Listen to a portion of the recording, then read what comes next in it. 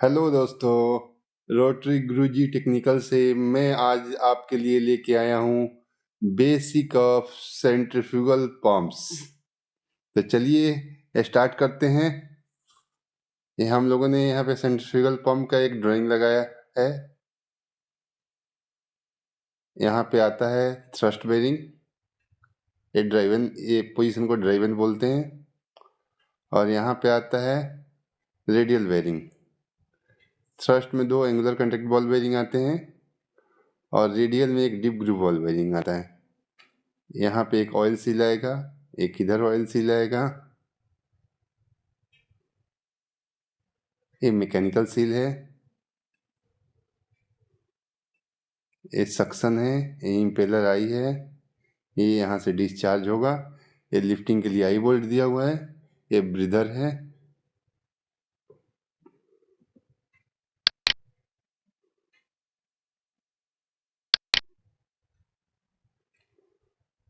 Next, what is pump. Pump क्या है दोस्तों?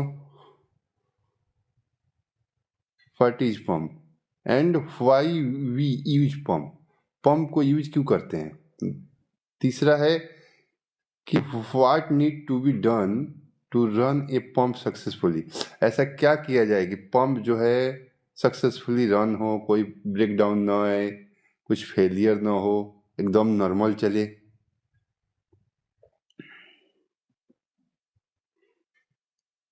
पंप से रिलेटेड कुछ इस कोर्स के कंटेंट हैं। पंप की डिफिनीशंस, पंप कितने प्रकार के होते हैं, पंप की टर्मिनोलॉजी, पंप के कंपोनेंट्स, ऑपरेशंस और मेंटेनेंस। हम इतने सब डिस्कस करेंगे आज के पंप बेसिक के कंटेंट में। आइए देखते हैं पंप क्या है। A mechanical device which transport liquid from one place to another. एक ऐसा मशीन जो किसी लिक्विड को एक जगह से दूसरे जगह ट्रांसपोर्ट करता है, उसे हम पंप बोलते हैं। Pump provide only flow, pressure is the result of resistance it encounter in delivering that flow. Pump जो है ओनली फ्लो प्रोवाइड करता है। जो इम्पेलर है वो जो पंपेज होता है, जो प्रोडक्ट होता है, उसमें अपना कैनेटिक एनर्जी ऐड करता है। मतलब पंप हमको ओनली फ्लो प्रोवाइड करता है। जो प्रेशर है, वो जो रेसिस्टेंस होता है, इम्पेलर जब टच करता है प्रोडक्ट के ऊपर, उसके वजह से जो कैनेटिक एनर्जी लगती है, उसके वजह से प्रेशर डेवलप होता है। Classification of pump. पंप कितने प्रकार के होते हैं, आइए देखते हैं। ये पंप में पहला हो गया ये पॉजिटिव डिस्प्लेसमेंट, और दूसरा हो गया कैनेटिक पंप्स। कैनेटिक्स पंप में आता है सेंट्रीफ्यूगल, और पॉजिटिव डिस्प्लेसमेंट में आता है रोटरी और रेसिप्रोकेटिंग। रोटरी में आता है स्क्रू पंप, सिंगल डबल हो सकता है, gear pump, loop pump, when pump. और रेसिप्रोकेटिंग में आता है पिस्टन पंप, वो सिंप्लेक्स हो सकता है, डुप्लेक्स हो सकता है, मल्टीप्लेक्स हो सकता है। और रेसिप्रोकेटिंग में और 2 पंप आते हैं दोस्तों, एक डायफ्राम पंप और एक प्लंजर पंप। हम आज डिस्कस करेंगे सेंट्रीफ्यूगल पंप के बारे में। सेंट्रीफ्यूगल पंप के बारे में बेसिक, जो सेंट्रीफ्यूगल पंप की टर्मिनोलॉजी है दोस्तों, उसकी एक एक टर्मिनोलॉजी पे हम अगर डिस्कस करें तो एक एक वीडियो भी कम पड़ेगा। और जितने भी टर्मिनोलॉजी है पंप के या कंप्रेसर के या टरबाइन के, वो सब टर्मिनोलॉजी के ऊपर मैं वीडियो बनाने वाला हूँ। आप लोग देखना मत भूलिएगा। चलिए देखते हैं नेक्स्ट, क्लासिफिकेशन ऑफ पंप्स। इसमें based on type of flow, जो फ्लो का रिक्वायरमेंट है उसके हिसाब से सेंट्रीफ्यूगल पंप जो है जनरली 3 टाइप का फ्लो के हिसाब से है। हम एक करते हैं, उसका टाइप डिस्ट्रीब्यूट करते हैं। एक रेडियल फ्लो, एक एक्सियल फ्लो और एक मिक्स फ्लो। रेडियल फ्लो जो है वो सिंगल स्टेज और मल्टी स्टेज दोनों हो सकता है। एक्सियल फ्लो भी सिंगल स्टेज और मल्टी स्टेज हो सकता है। Pump can further be classified based on pump का क्लासिफिकेशन जो और भी इसका टाइप हो सकता है सक्शन कंडीशन के ऊपर, इम्पेलर टाइप के ऊपर और प्राइमिंग कंडीशन के ऊपर।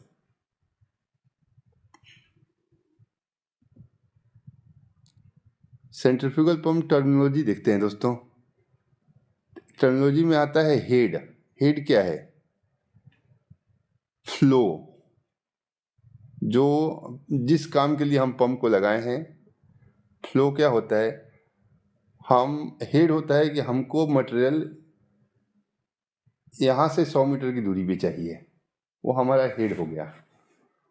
और ये जो 100 मीटर की दूरी पे चाहिए वो कितने के रेट में चाहिए? तो हम जो 10 लीटर पर आवर का ये रेट जो हुआ वो फ्लो हुआ। तीसरा आता है स्पीड। उस पंप स्पीड कितना है, पावर कंजम्पशन कितना है, उसका BKW कितना है। सर्विस क्या है, सर्विस का टेम्परेचर कितना है। उसके बाद net positive suction head. Net positive suction head main terminology है दोस्तों, इस पे भी एक सेपरेट वीडियो बनाएंगे हम। Performance curve, characteristic curve, pump का एक परफॉर्मेंस कर्व बनता है, हम आगे आपको दिखाएंगे। उसके बाद best efficiency point. Best efficiency point वो होती है दोस्तों जब पंप का वाइब्रेशन लेवल एकदम नॉर्मल होता है, जो पंप है वो अपने एकदम नॉर्मल लिमिट में चल रही होती है। उस जो नॉर्मल लिमिट है उसी को बेस्ट इफिशियंसी पॉइंट बोलते हैं। बेस्ट इफिशियंसी पॉइंट पे पंप एकदम नॉर्मल चलता है, वो हम आपको ट्रेंड में दिखाएंगे आगे। Hydraulic loss. हाइड्रोलिक लॉस क्या है दोस्तों? सपोज दैट हमारा पंप डिजाइन है 250 मीटर क्यूब फ्लो के लिए और हम चला रहे हैं उसको 50 मीटर क्यूब फ्लो पे, तो वहाँ पे हाइड्रोलिक लॉस होगा। और हाइड्रोलिक की वजह से वहाँ पे इक्विपमेंट में बहुत सारे डैमेज भी होंगे। हो सकता है इम्पेलर क्रेक हो जाए, शाफ्ट टूट जाए, बार बार सील फेल हो, बेयरिंग फेलियर हो। Specific speed, suction specific speed एक इंजीनियरिंग कैलकुलेशन है दोस्तों, ये भी हम इसके ऊपर भी एक सेपरेट वीडियो बनाएंगे। कैविटेशन। कैविटेशन क्या होता है? कैविटेशन जो हम पंप को मॉनिटर करते हैं और पंप के अंदर से जो साउंड आता है, बहुत सारे आवाज़ आते हैं, अब नॉर्मल साउंड आने लगते हैं केसिंग के अंदर से, तो बहुत सारे लोग डर जाते हैं कि हाँ कुछ प्रॉब्लम फेल हो गया, ये अंदर में कुछ आ गया क्या। लेकिन एक्चुअल में वो कैविटेशन होता है। वो केसिंग के अंदर लो प्रेशर जोन क्रिएट होने की वजह से अंदर में बबल बन जाते हैं और वो बबल जो कॉलप्स होते हैं उसी का साउंड हमारे पंप केसिंग के अंदर से आता है, उसको हम कैविटेशन बोलते हैं। Axial radial thrust. Axial radial thrust, axial thrust, radial thrust, radial play. Manufacturing standard ISO API, जो पंप का मैन्युफैक्चरिंग है उसका स्टैंडर्ड क्या है? वो API 610 का स्टैंडर्ड है या फिर नॉन API है। Centrifugal pump most widely used liquid movers. सबसे ज़्यादा लिक्विड मूवर्स के लिए यूज होने वाला पंप सेंट्रीफ्यूगल ही होता है। ये जो है मैन्युफैक्चरिंग इसका API 610 के ऊपर डिजाइन होता है। अमेरिकन पेट्रोलियम इंस्टीट्यूट प्लान 610 का जो स्टैंडर्ड बोलता है उसके हिसाब से इनको पंप डिजाइन करना पड़ता है। ये हम बगल में एक बिटवीन बेरिंग पंप का एमिनेशन डाले हैं दोस्तों। ये ड्राइवन साइड हो गया, ये ड्राइवन साइड का बेरिंग लगा हुआ है यहाँ पे, ये ड्राइवन साइड का सील है। ये नॉन ड्राइवन साइड हुआ दोस्तों, ये नॉन ड्राइवन साइड का बेरिंग हुआ, ये नॉन ड्राइवन साइड का सील है। ये टोटल 5 स्टेज का पंप है।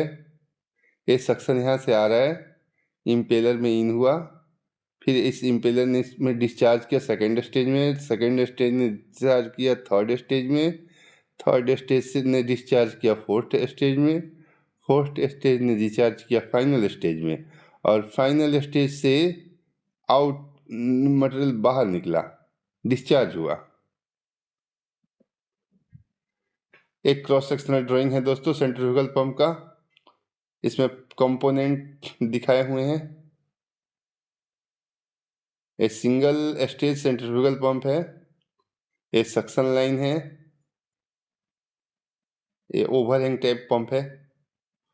एज पर API 610 इसमें OH1 टाइप ये पंप है।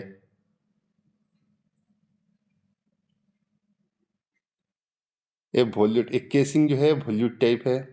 ओवरहैंग पंप का केसिंग वॉल्यूट टाइप ही आता है।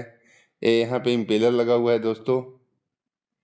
ये वेयरिंग लगा हुआ है, नीचे वाला जो वेयरिंग है वो केसिंग वेयरिंग है जो स्टैटिक कंडीशन में रहेगा, और ये जो रिंग दिख रहा है वो इम्पेलर वेयरिंग है। ये रोटरी पार्ट है। एक केसिंग ड्रेन दिया हुआ है, ये शाफ्ट है, एक जैकेट कूलिंग के लिए दिया हुआ है, ये आउटलेट है जैकेट कूलिंग का, ये डिस्चार्ज, ये मैकेनिकल सील है, ये सील फ्लशिंग पॉइंट दिया है, ये डिफ्लेक्टर दिया हुआ है, यहाँ पे ऑयल सील है, ये रेडियल वेयरिंग, ये ऑयल रिंग, ये ऑयल डिफ्लेक्टर, ये ब्रीदर है, ये थ्रस्ट वेयरिंग है, 2 angular contact ball bearing back to back arrangement में, ये हब है जो मोटर के संग हम कनेक्ट करते हैं, ये शाफ्ट है, ये बेयरिंग हाउसिंग है, ये लिग है, ये ऑयल लेवल इंडिकेटर है। चलिए दोस्तों नेक्स्ट आगे बढ़ते हैं। पार्ट्स ऑफ सेंट्रीफ्यूगल पंप, इसमें कलर में एमिनेशन है दोस्तों। एक कलर में दिया हुआ है, एक केसिंग,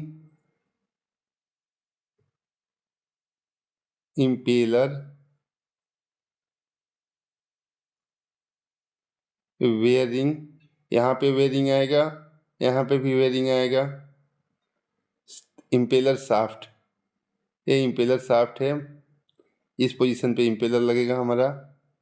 ये बियरिंग आपको ऑलरेडी बताया मैंने दोस्तों, ये दोनों back to back angular contact ball bearing है जो थ्रस्ट और रेडियल दोनों का काम करेगा, और ये डीप ग्रूव बॉल बेयरिंग है जो नॉन ड्राइवन साइड में लगा हुआ है।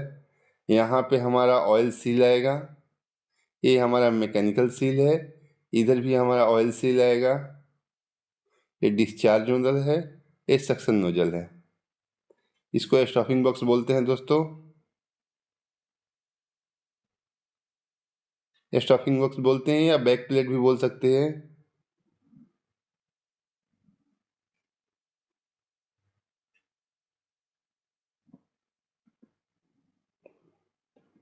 पार्ट ऑफ सेंट्रीफ्यूगल पंप दोस्तों, ये शाफ्ट है, ये स्टफिंग बॉक्स, एक ग्लैंड पैकिंग असेंबली है, ये पैकिंग हम अंदर डाले हैं ग्लैंड पैकिंग, लैम्पटन रिंग है अंदर में कूलिंग के लिए ग्लैंड के बीच में, और जो ये ग्लैंड के कूलिंग के लिए पंप के ऊपर केसिंग के ऊपर स्टफिंग बॉक्स के ऊपर जो कूलिंग के लिए लाइन दिया होता है उसके एकदम ठीक सेंटर में ये लैंटर्न रिंग लगा रहता है। यहाँ से हम कूलिंग वाटर सप्लाई करते हैं, कूलिंग वाटर ऐसे आता है, ये दोनों साइड में ग्लैंड को कूल करता है,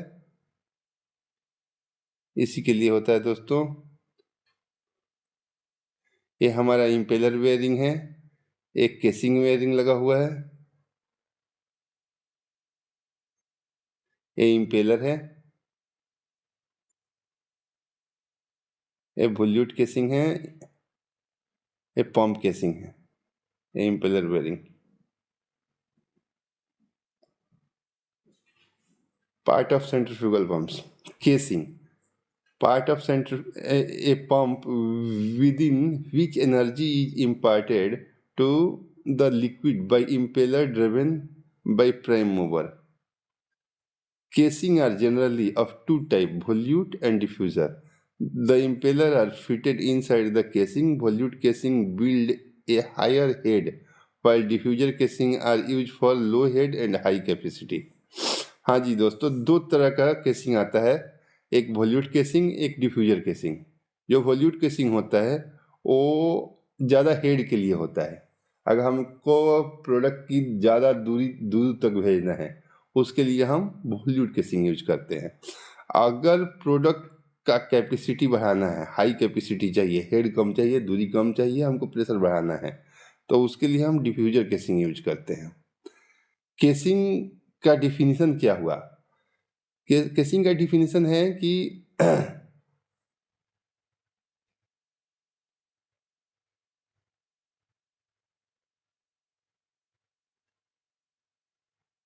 part of a pump within which energy is imparted to the liquid by impeller driven by prime movers.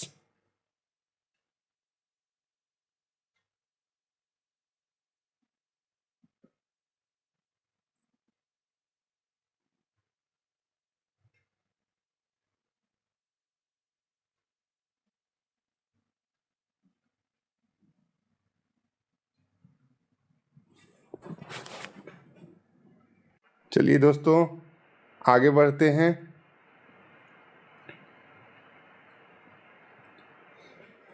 Casing के बारे में ही। A volute is a curved funnel increasing in area to the discharge port. As the area of the cross section increase, the volute reduce the speed of the liquid and increase the pressure of the liquid. One of the main purpose of volute casing is to help balance the hydraulic pressure on the shaft of the pump. A running volute style pump at lower capacity than the manufacturer. Recommendation can put lateral stress on the shaft of the pump, increasing wear and tear on the seal and bearing and on the shaft itself. Double volute casing are used when the radial thrust becomes significant at reduced capacities. Diffuser casing have a stationary diffusion vane surrounding the impeller periphery that convert velocity energy to pressure energy. Conventionally, the diffuser are applied to multi-stage pump. Diffuser जो है multi stage pump में ही apply होता है maximum, या जहाँ पे कुछ issue है।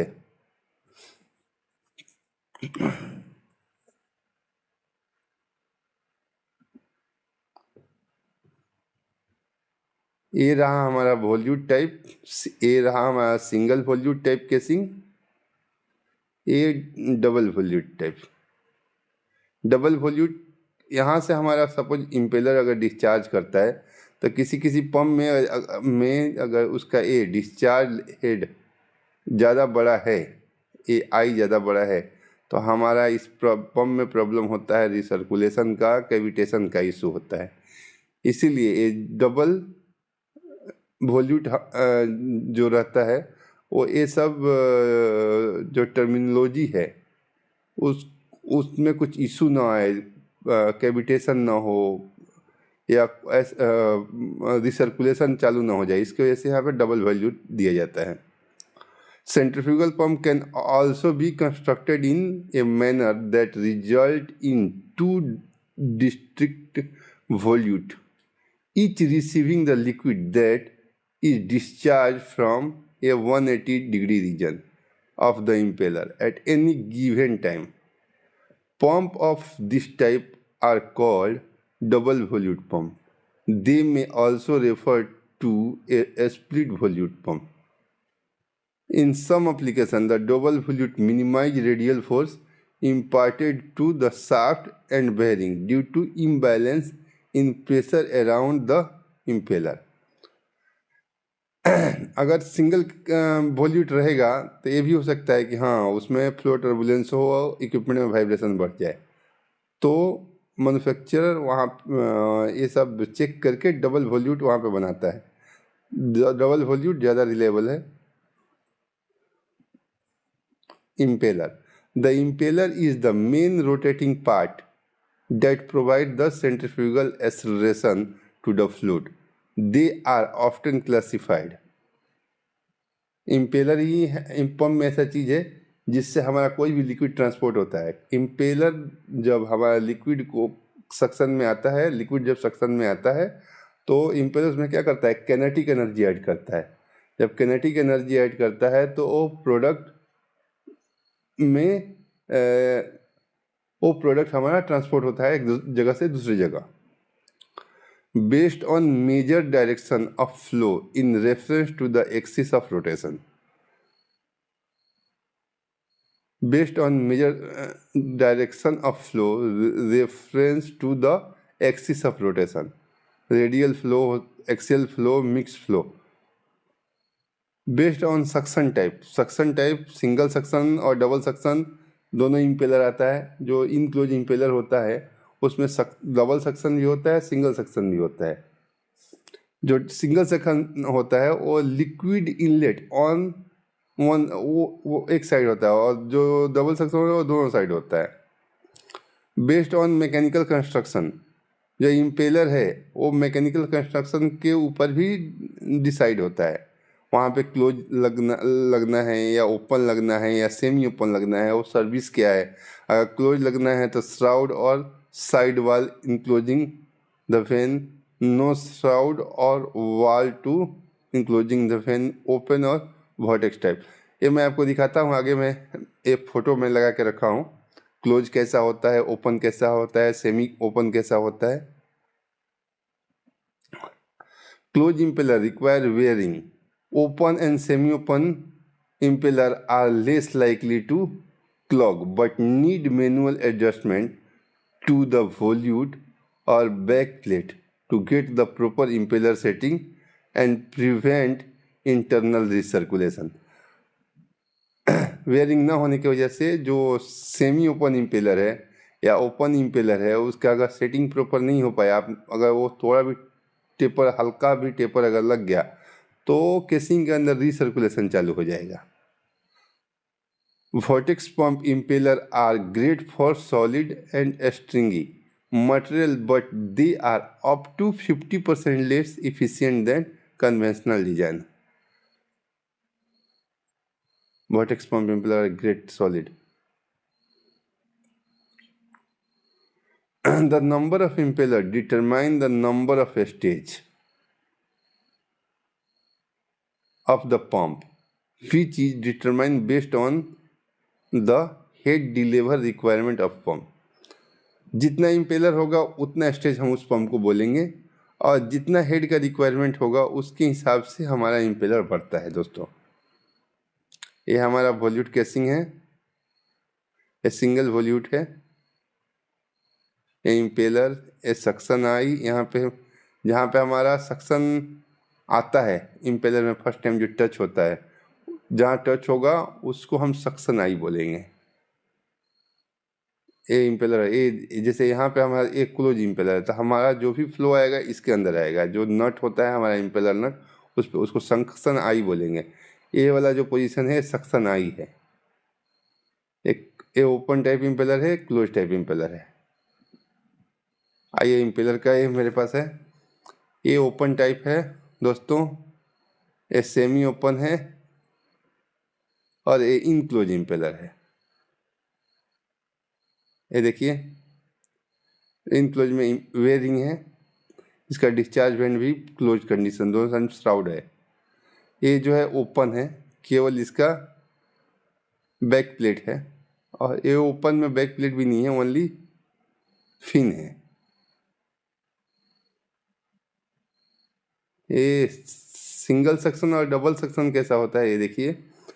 ये सिंगल सेक्शन है, एक साइड से सेक्शन है, ये डबल सक्शन इम्पेलर है। इधर से अगर हम जब इसको इंस्टॉल करेंगे तो ये ऐसा डिजाइन होगा पंप के अंदर कि ये सक्शन इधर से भी लेगा और इधर से भी लेगा।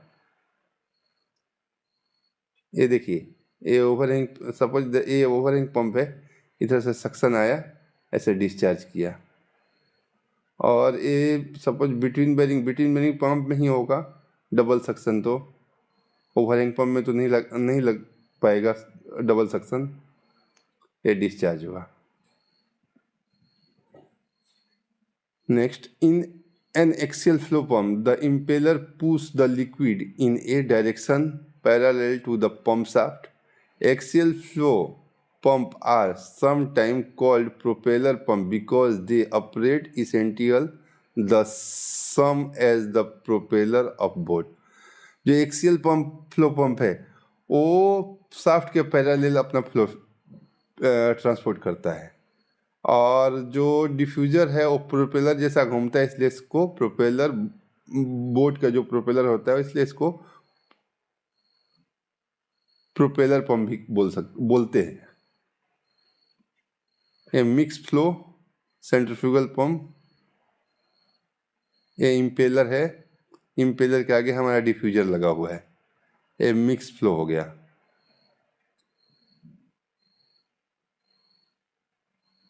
ये वॉल्यूट केसिंग है।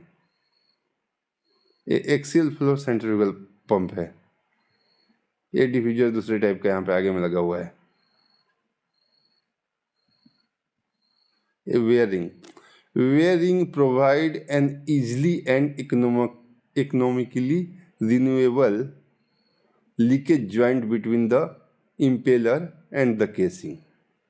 The clearance between the impeller wearing and casing wearing is maintained, and if it becomes too large, the pump efficiency will be lowered, causing heat and vibration problem due to flow recirculation, and in the worst condition can cause the cavitation.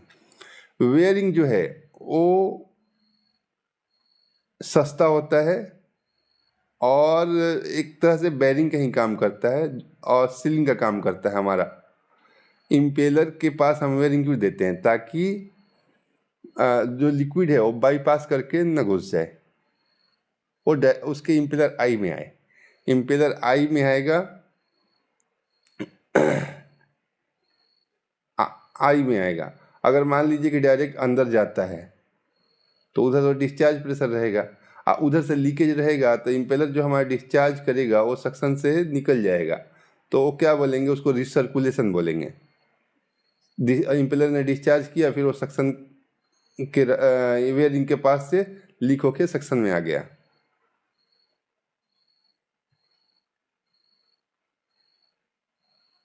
Wearing का जो clearance है वो बहुत close होता है, वो something 0.75 mm जितना होता है ओवरऑल क्लियरेंस, और वो डाया के ऊपर डिपेंड करता है। अगर इम्पेलर वेयरिंग का क्लियरेंस बढ़ गया और लीकेज होने लगा तो लीकेज केसिंग में जाएगा, हमारा डिस्चार्ज में नहीं जाएगा, तो उससे हमारी पंप की इफिशियंसी में भी असर पड़ेगा।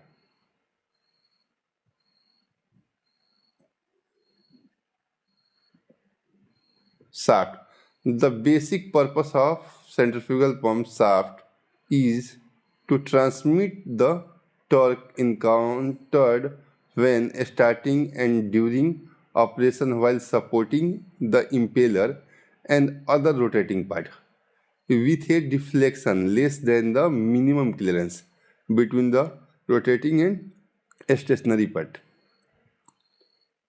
शाफ्ट ट्रांसमिशन के लिए हम यूज करते हैं, शाफ्ट के ऊपर ही हमारा बेरिंग इंस्टॉल होता है, शाफ्ट के ऊपर ही हमारा सील इंस्टॉल होता है, शाफ्ट के ऊपर ही हमारा इम्पेलर रहता है। शाफ्ट जो है हमारा केसिंग के अंदर और बेरिंग हाउसिंग के अंदर फिट रहता है।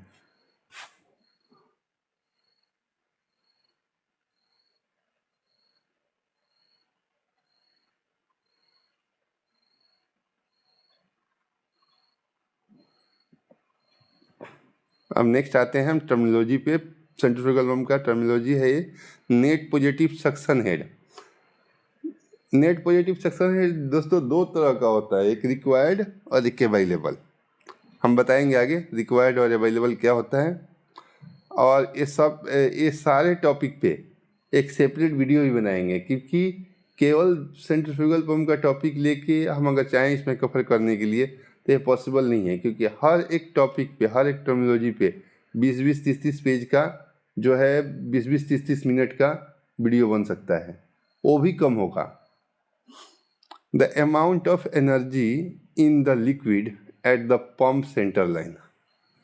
Net positive suction head available system का कैरेक्टरिस्टिक है।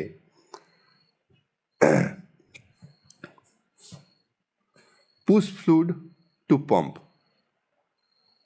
pressure over the fluid, static head of fluid above pump center line, atmospheric pressure, velocity head, और ये है push fluid back, friction loss in piping system, vapor pressure of liquid. Net positive suction head required, इसका characteristic क्या है? Energy required to overcome frictional loss from pump suction to impeller vein. Pump suction जहाँ से कर रहे हैं वहाँ से लेके impeller vein तक, determined by NPSH test, vary with pump design and site, वो vary कर सकता है पंप छोटा बड़ा के हिसाब से, vary with operation flow, operating flow के ऊपर भी वो vary हो सकता है, स्टेनर अगर ब्लॉक है तो भी वेरी कर सकता है रिक्वायर्ड। मार्जिन ऑफ सेफ्टी इसका कितना होगा? तो नेट पॉजिटिव सक्शन हेड जो अवेलेबल है, हम लोग जो पहला वाला पढ़े थे उसमें से ए रिक्वायर्ड माइनस करेंगे तो हमारा सेफ्टी मार्जिन निकल जाएगा कि हाँ भाई रिक्वायर्ड हमारा अवेलेबल से ज़्यादा है तो पंप चलेगा। Net positive suction head available should be greater than required, required से ज़्यादा होना चाहिए अवेलेबल। अब आते हैं cavitation, next terminology. When suction head available become less than required head, the phenomenon of cavitation occur. जब सक्शन हेड अवेलेबल रिक्वायर्ड से कम होगा वो उस टाइम में कैविटेशन होगा, जो हमने आपको बताया net positive suction head available required से कम हो जाएगा, या जो उसका सेफ्टी का रेंज है वो कम होगा, फिर भी कैविटेशन का इशू होगा। When the pressure inside the pump goes below the vapor pressure of the fluid, or when the temperature of fluid rise, liquid turn into gas phase. These vapor bubble when proceed to high pressure region, tip of impeller vein, they burst out and give the vacancy to the liquid in the immediate vicinity of it. All the liquid gases out to that vacant space with a very high velocity and damage the impeller. जो cavitation होता है वो pump की inside कैसे होता है? सबसे पहले तो वेपर प्रेशर हाई हो जाता है फ्लूइड का और टेम्परेचर बढ़ जाता है फ्लूइड का, और जो लिक्विड है वो वेपर फेज में आने लगता है, जिसकी वजह से वेपर बबल क्रिएट हो जाते हैं और वो केसिंग के अंदर में हाई प्रेशर में ब्लास्ट होने लगते हैं, कोलेप्स होने लगते हैं। और जब वो कोलेप्स होते हैं तो इम्पेलर आई के पास पिटिंग जैसा दिखेगा हमको, केसिंग के अंदर पिटिंग जैसा दिखेगा। वो कैविटेशन का जो बबल्स है जब कोलेप्स होता है तो उसकी इंटेंसिटी इतनी हाई होती है कि हमारा मेटल का जो इम्पेलर होता है, मेटल का केसिंग होता है, उसमें हमारा इरोजन जैसा हो जाता है। Cavitation cause the increase vibration and violent noise, it severely damages the impeller and creates increased operation and maintenance problem. Cavitation की वजह से वाइब्रेशन बढ़ सकता है, नॉइस लेवल बहुत हाई हो जाता है, इम्पेलर को डैमेज कर सकता है, शाफ्ट को डैमेज कर सकता है, ऑपरेशन और मेंटेनेंस का प्रॉब्लम बढ़ा सकता है। ये परफॉर्मेंस कर्व है सेंट्रीफ्यूगल पंप का, ये BHP इफिशियंसी और टोटल हेड, इधर कैपेसिटी, ये सिस्टम का कर्व है, ये पंप का कर्व है, ये इफिशियंसी का कर्व है, पंप इफिशियंसी, ये मोटर का BHP का, और यहाँ हमारा ऑपरेटिंग पॉइंट है। अगर इस पॉइंट पे हम पंप चलाते हैं, ये हमारा बेस्ट इफिशियंसी पॉइंट होगा, तो हमारा पंप एकदम नॉर्मल चलेगा।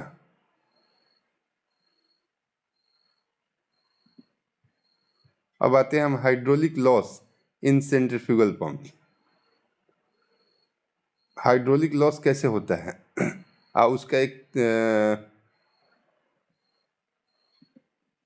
उसका एक कर्व भी हमारे पास, इंक्रीजिंग प्रेशर का कर्व है, point along liquid path, liquid का जो पाथ है उसका है, उसके parallel increasing pressure.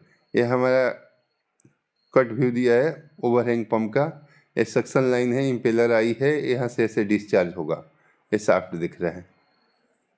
Entrance loss, यहाँ पे लॉस डिटेक्ट हुआ फ्रिक्शन की वजह से, फिर हमारा गिरने लगा, ये जो फ्लो गिरा, प्रेशर गिरा, तो यहाँ पे क्या इशू था, टर्बुलेंस दिखा रहा है, friction, entrance loss at vane tip के पास जो है लॉस हुआ। फिर point of lower pressure where vaporisation start, ये पॉइंट, ये यहाँ तक जब प्रेशर गिरा हमारा, तो यहाँ पे वेपोराइजेशन चालू हो जाएगा। इसी पॉइंट से जब बबल्स क्रिएट होंगे तो हमारा कैविटेशन चालू हो जाएगा। फिर हमारे इम्पेलर ने लोड दिया तो एक कर्व ऊपर के साइड बढ़ा, increasing pressure due to impeller ने यहाँ पे हम फोर्स दिया, काइनेटिक एनर्जी ऐड किया फ्लूइड में, तो फ्लूइड का प्रेशर फिर से बढ़ना चालू हुआ। Centre line supported overhang pump, दोस्तों ये ओवरहैंग टाइप पंप है, आप देख सकते हैं। ये हमारा सक्शन नोजल है, ये डिस्चार्ज नोजल है, ये इम्पेलर नट दिख रहा है, यहाँ पे हमारा प्रोडक्ट ऐसे इन होता होगा, ऐसे इम्पेलर में जाएगा, इन होगा, ऐसे इम्पेलर में जाएगा, ऐसे डिस्चार्ज करेगा, ऐसे आउट होगा मटेरियल हमारा। ये शाफ्ट है, यहाँ मैकेनिकल सील लगी हुई है, ये बेरिंग आइसोलेटर है, ये बॉल जो दिख रहा है ये बेरिंग है हमारा, डीप ग्रूव बॉल बेरिंग। ये दोनों जो बॉल दिख रहे हैं ये back to back angular contact ball bearing लगे हुए हैं, इधर बेरिंग आइसोलेटर लगेगा ड्राइवन साइड में।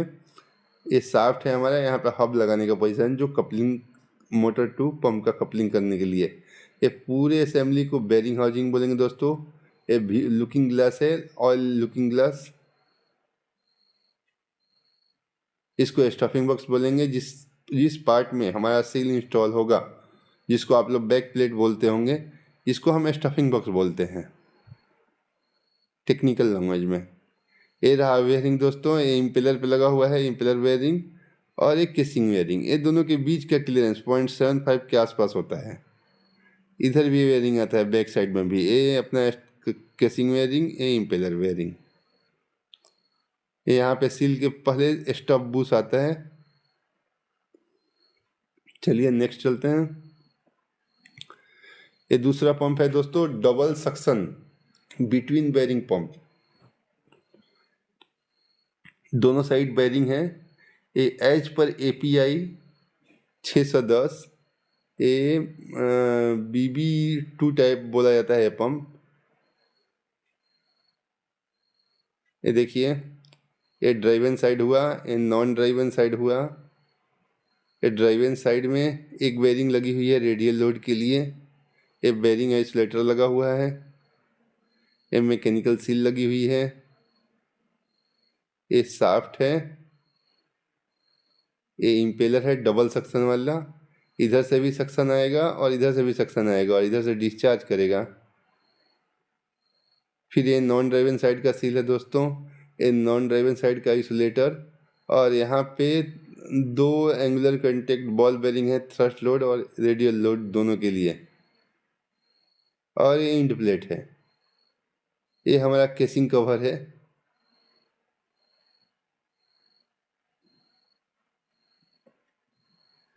ये हमारा एक्सियल स्प्लिट पंप है दोस्तों। Axial split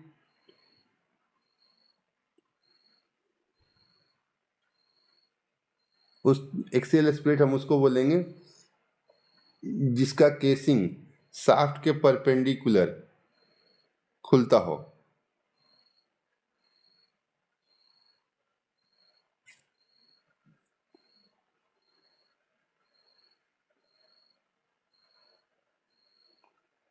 axial split pump है दोस्तों। ये हब लगाने की जगह है, ये बेरिंग हाउसिंग है हमारा। ये बेरिंग लगी हुई है, इसमें स्लिप बेरिंग है ड्राइवन साइड में, इधर नॉन ड्राइवन साइड में स्लिप बेरिंग लगी हुई है रेडियल लोड के लिए। और थ्रस्ट लोड के लिए दो एंगुलर कंटेक्ट बॉल बेरिंग है।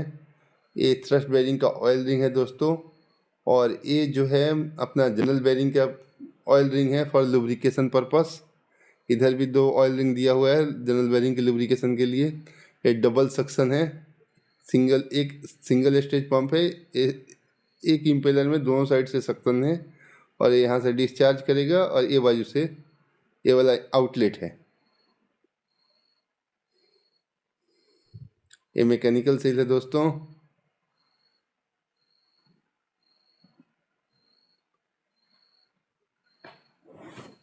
अब ऑपरेशन पॉइंट क्या है?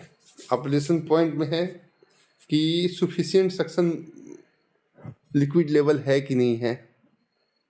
उसके बाद सर्विस का टेम्परेचर, जो पंप लगा हुआ है उसमें जो प्रोडक्ट का टेम्परेचर है वो टेम्परेचर उतना है मेंटेन। उसके बाद जो लिक्विड है उसकी डेंसिटी, ग्रेविटी उसकी कितना गाढ़ा है वो लिक्विड, जो पंप के OEM के हिसाब से जो उसका डेंसिटी है वो एक्चुअल में अभी है।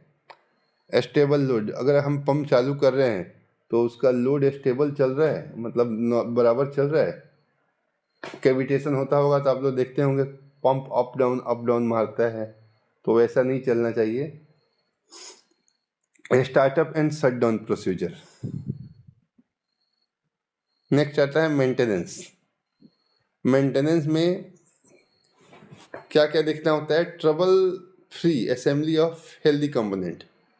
जितने भी कंपोनेंट है, अगर हम पंप का काम लेते हैं तो उसमें कुछ ट्रबल ना हो। अगर ट्रबल है तो उसको रिप्लेस करना है या रिपेयर करना है। Alignment with driver with in tolerance. जो मोटर के संग पंप का हम अलाइनमेंट करते हैं वो विद इन टॉलरेंस लिमिट में करना है। उसका टॉलरेंस लिमिट अलाइनमेंट का कितना है? 0.05 mm। मॉनिटरिंग, जो इक्विपमेंट है अगर हम चालू कर दिए उसके बाद उसका मॉनिटरिंग ज़रूरत है, बहुत इम्पोर्टेंट है। अगर हम पंप चालू कर दिए उसका प्रॉपर मॉनिटरिंग नहीं होगा, सील पॉट लेवल डाउन हो गया या फिर बेरिंग ऑयल लेवल कम हो गया या वाइब्रेशन है हमने नहीं डिटेक्ट नहीं किया, तो बहुत सीवियर जो है इक्विपमेंट फेलियर हो सकता है या ब्रेक डाउन हो सकता है। अब आते हैं हम असेंबली में। हम उसके असेंबली में क्या क्या आता है, पंप के असेंबली में क्या क्या आता है? एक शाफ्ट रनआउट चेक करते हैं हम, जितने भी कंपोनेंट हैं शाफ्ट का, जो सील एरिया है, बेरिंग एरिया है, इम्पेलर एरिया है, और सबका मेजरमेंट करते हैं। उसके बाद सील का भी मेजरमेंट करते हैं हम। उसके बाद बेरिंग का भी मेजरमेंट करते हैं, बेरिंग क्लियरेंस लेते हैं, थ्रस्ट लेते हैं। Bearing, seal, impeller, wear rings, casing, foundation bolt और वाल्व, सब कुछ जो भी उस पंप से कनेक्टेड सिस्टम है वो हम सब कुछ चेक करते हैं। उसके बाद आता है अलाइनमेंट। अलाइनमेंट जो ड्राइवर के संग करते हैं, जो मोटर के संग अलाइनमेंट हम करते हैं, वो कौन सा अलाइनमेंट हम करते हैं? उसमें बहुत टाइप का होता है। उसमें सिंगल डायल अलाइनमेंट होता है, री मेन फेस होता है। री मेन फेस में एक रेडियल, दो एक्सियल फेस में लगा के हम एलिमेंट करते हैं। रिवर्स डायल इंडिकेटर एलिमेंट होता है। रिवर्स डायल में एक मोटर पे हमारा डायल गेज लगाएंगे और एक पंप पे डायल गेज लगाएंगे 180 डिग्री अपोजिट, और फिर उसका रीडिंग लेंगे और उसमें करेक्शन करेंगे। अभी लेटेस्ट में आया है laser alignment kit. Laser alignment kit का रीडिंग कुछ इस टाइप का दिखाता है।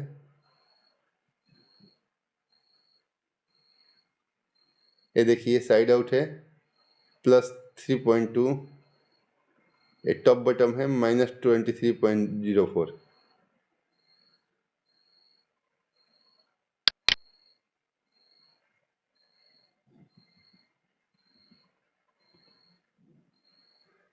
उसका टॉलरेंस एज पर OEM,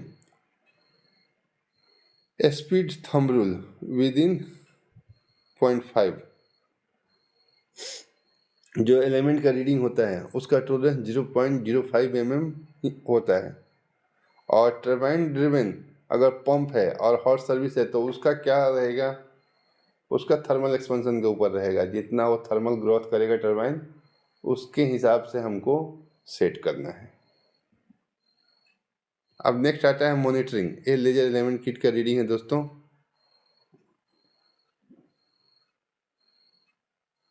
ये हमारा हमने करेक्शन करा, करेक्शन के बाद हमको बोल रहा है कि यहाँ से 0.44 माइनस करो, निकालो सीम, और यहाँ से -1.37 करो। चलिए मॉनिटरिंग में देखते हैं। मॉनिटरिंग में हम क्या क्या करते हैं। मॉनिटरिंग में हम LLF करते हैं, लुक लिसन फील। देखो, सुनो और महसूस करो। लुक लिसन फील का मतलब यही होता है, किसी भी मशीन के पास जाइए तो लुक मतलब देखो, लिसन मतलब सुनो क्या आवाज़ आ रहा है मशीन से, और फील करो। दूसरा कंडीशन मॉनिटरिंग। कंडीशन मॉनिटरिंग कर सकते हैं आप, वाइब्रेशन पेन से वाइब्रेशन ले सकते हैं, इनलेट आउटलेट का टेम्परेचर ले सकते हैं, कूलिंग वाटर का टेम्परेचर ले सकते हैं, उसमें क्या डिफरेंस मिलता है। ऑपरेटिंग पैरामीटर मॉनिटरिंग, उसका बाकी का जो पैरामीटर है, suction pressure, discharge pressure, suction strainer का DP क्या है, उसके बाद प्रिवेंटिव मेंटेनेंस, उसका सब कुछ बराबर हो रहा है कि नहीं, जो भी शेड्यूल्ड है वो प्रॉपर हो रहा है कि नहीं हो रहा है। दोस्तों पंप बेसिक का ट्रेनिंग हम लोग ख़त्म करने आ गए हैं। आप लोगों का कोई क्वेश्चन है तो कृपया करके कमेंट कीजिए, हम आपको रिप्लाई करेंगे। और आपके लिए हमारे तरफ से कुछ क्वेश्चन है, अगर आप लोग इसका जवाब आप लोगों को ये हो तो कमेंट करके हमको बताइए, नहीं तो नेक्स्ट सेशन में हम जरूर बताएंगे आपको। Why pump is use, pump को क्यों यूज किया जाता है, ये पहला क्वेश्चन। दूसरा क्वेश्चन है which type of pump is used for high pressure application and which one for high flow। कौन सा पंप हम हाई प्रेशर के लिए यूज करें और कौन सा पंप हाई फ्लो के लिए हम यूज करें, ये दूसरा वाला क्वेश्चन है। चलिए तीसरा वाला है what will happen if discharge wall of running pump is closed, centrifugal, axial, reciprocating.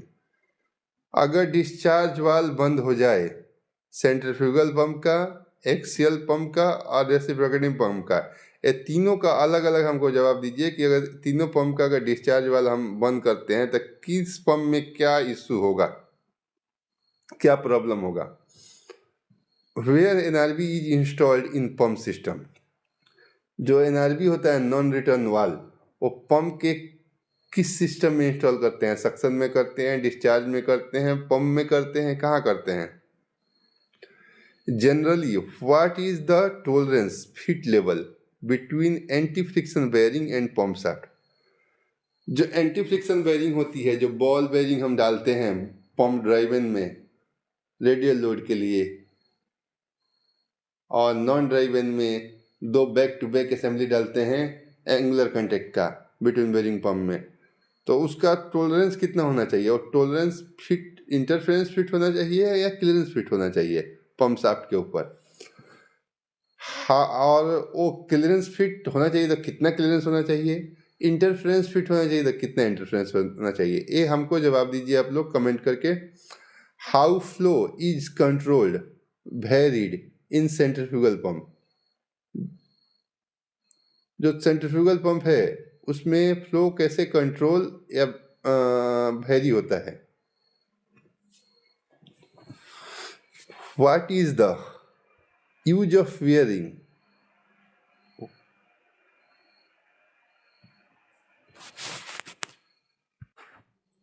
What is the use of wearing? What is the effect of high wearing clearance? Wearing का यूज क्या है और उसका क्लियरेंस अगर बढ़ जाए तो क्या इशू होगा, ये हमको आप लोग कमेंट में बताइए। चलिए दोस्तों, thank you very much for watching my video. फिर आप लोग सब्सक्राइब कीजिए और लाइक कीजिए। मैं आपके संग बना रहूँगा फिर अगले नए वीडियो के संग किसी नए टॉपिक के ऊपर, रोटरी इक्विपमेंट में या स्टैटिक इक्विपमेंट का। Thank you very much. अगर मेरा वीडियो आपको पसंद आया हो तो कृपया करके लाइक कीजिए और सब्सक्राइब कीजिए।